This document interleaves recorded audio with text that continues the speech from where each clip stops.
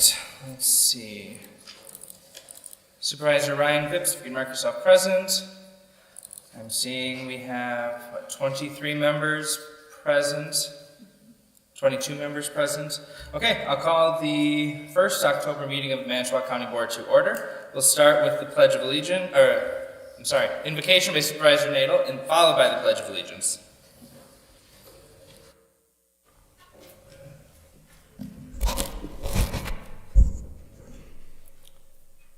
Eternal God, thank you for every seat that has been filled in this room here today, for each mind and heart that fills the presence of this room.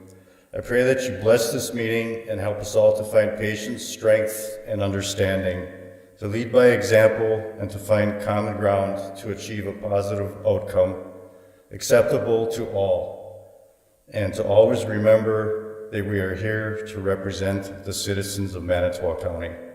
In Jesus' name, amen.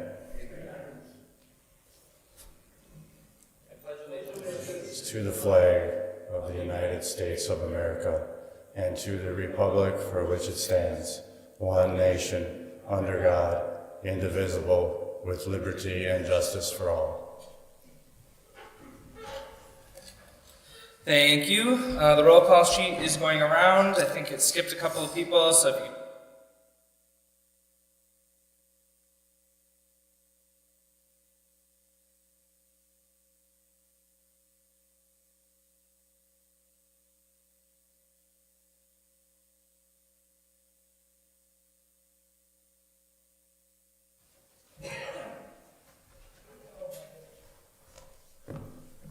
Testing.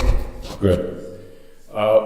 We've handed out the budget booklet. That's on the website already, and my presentation is on the website already too. So if you have anybody who is looking for that, it's on the website right now.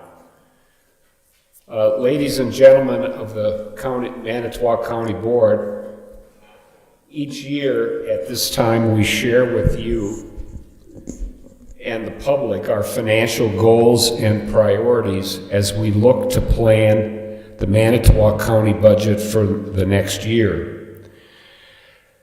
The mission remains to keep delivering high-quality services efficiently, taking as little from the taxpayers as we can. You have heard me talking about Manitowoc County's long-term financial goals and priorities many times. They continue to be to hold the line on property taxes while delivering high-quality services, keeping our debt low, less than 10% of the state's maximum limit, statutory maximum limit, continuing with a robust capital improvement program, and maintaining our facilities, our county trunk roads, and equipment. The Manitowoc County Board should be proud of the way we've held the line on property taxes since 2006. Compare the history of the property tax rate on any property in Manitowoc County, and you'll find that we have held the line on property taxes year after year. In 2025, we are going to be adding revenues from the local option county sales tax of 0.5% for the first time. We've been able to hold the line on going to the sales tax for a long time, but now we have to join the overwhelming majority of counties in Wisconsin with that revenue source because of growing inflation and human services cost. We will conservatively estimate the local sales tax revenue to be at $7.5 million in 2025. In spite of this, our financial plan is working well. In the past few years, Manitowoc County held the line on property taxes and controlled our debt to where it is about 7% of the statutory minimum limit. We also have had an aggressive highway maintenance plans and a robust capital improvement plan. Inflation is the cruelest tax. It affects us all, the most with low and fixed incomes. Inflation affects local governments too, as government revenues don't keep up with the increased expenses as we deliver services. In 2025, we will again hold the line on property taxes so that the typical Manitowoc County taxpayer will pay a little bit less than last year in county property taxes. The Manitowoc County budget I am proposing today calls for a tax levy for operations of $33,021,884.03 to support total spending of $91,959,804.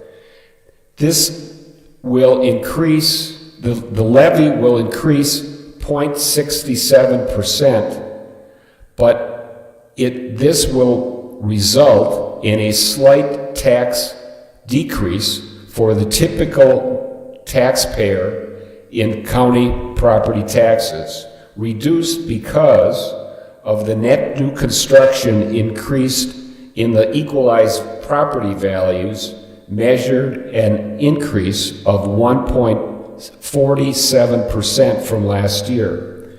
This is continued good news for property taxpayers. Please look at the charts I've attached to this memo. They were prepared by the finance director and show our history on distribution of the tax levy, capital spending, and debt. We have been working together with the county board to make decisions that hold to two important long-term objectives: continuing to hold the line on property taxes while delivering high-quality services. We have kept government affordable, modernized daily operations while always staying focused on the future. Our priorities for 2025 fall into three main categories: combating inflation with an investment in our employees by raising salaries up 2% in all cells on the pay scale, and proceeding with an 8% increase in health insurance premiums. To compensate for the health insurance increase, we will continue to offer new benefits and incentives in the health care program. Getting control of the expenses, the second priority is getting control of the expenses of the Human Services Department to continue to make progress on mental health, child welfare, and the opioid crisis. And the third priority is continuing this year with an aggressive highway maintenance program with 19 miles of road resurfacing and projects of more than $6,300,000. My budget proposal for 2025 contains several key items that I want to specifically draw your attention to. County trunk highway road maintenance continues to be a high priority. In 2025, I'm recommending that we appropriate $6,331,000 for highway project with 19 miles of road resurfacing. Manitowoc County has an aggressive 17-year rotational plan for county trunk road maintenance. With this appropriation, we will maintain our 5-year plan for road maintenance and construction. I recommend that we borrow $3.25 million to finance these highway projects. Manitowoc County has increased needs in the Human Services Department. In the past, we have been expanding to provide services for families and their children. We have robust workloads in our Children and Families Division, Child Protective Services and Foster Children, and the Clinical Services Division.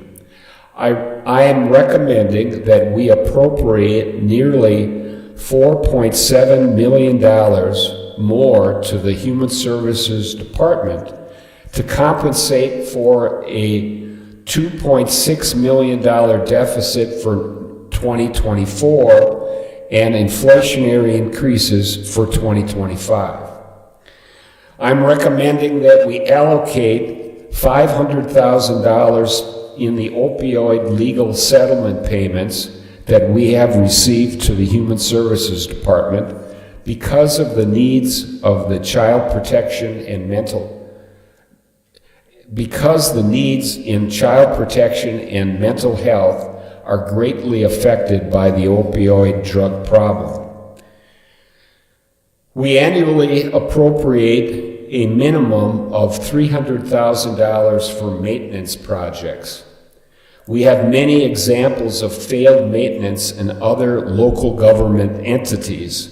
I'm recommending that we appropriate $875,000 for the Public Works Department to fund major maintenance of our equipment and facilities for our continuous 5-year program. Inflation affects law enforcement too. Nearly $1 million more will be needed in the Sheriff's Department. I am recommending that we also allocate $100,000 from the opioid settlements funds to defer Metro Drug Unit expenses. Because of the inflationary constraints on our budget, I will not be recommending any additional positions in Manitowoc County for 2025.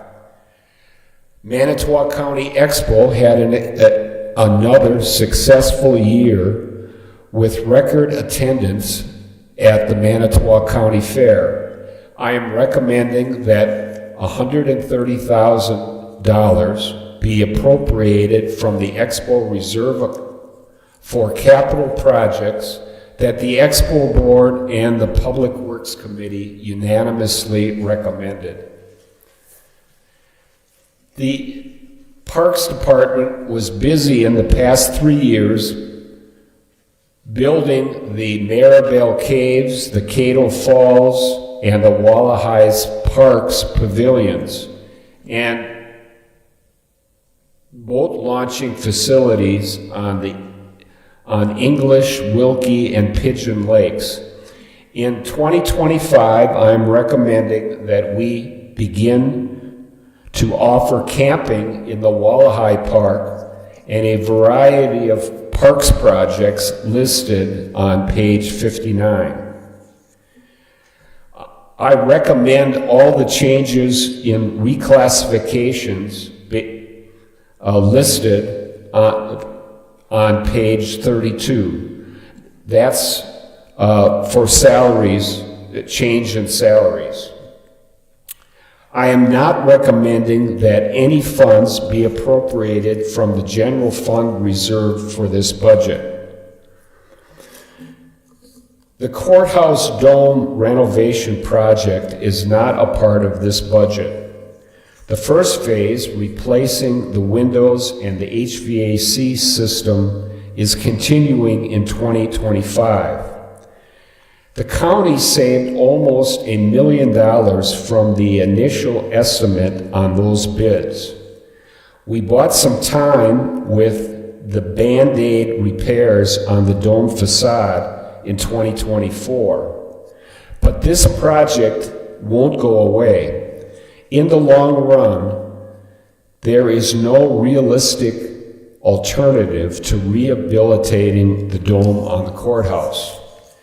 As we wait, the costs will go up and up. We can learn a lot from other governmental entities who have neglected maintenance and upkeep for their facilities and will be paying an awesome price.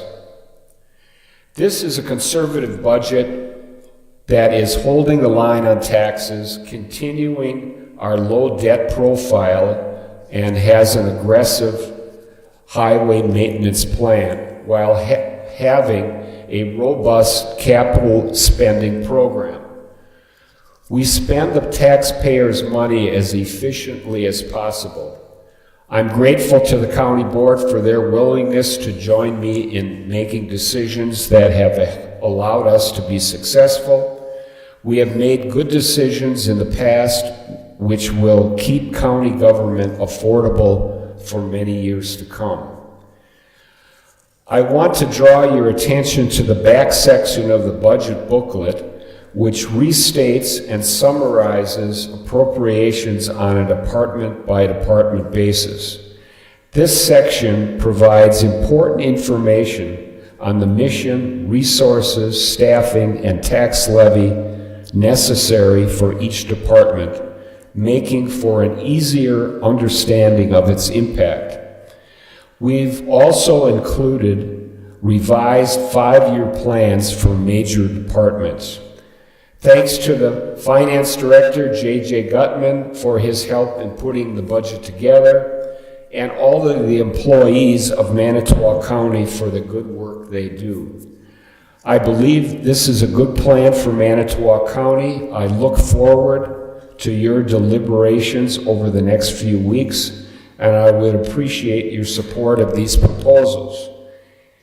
I invite you to meet with me as needed, informally or at the committee level, to help you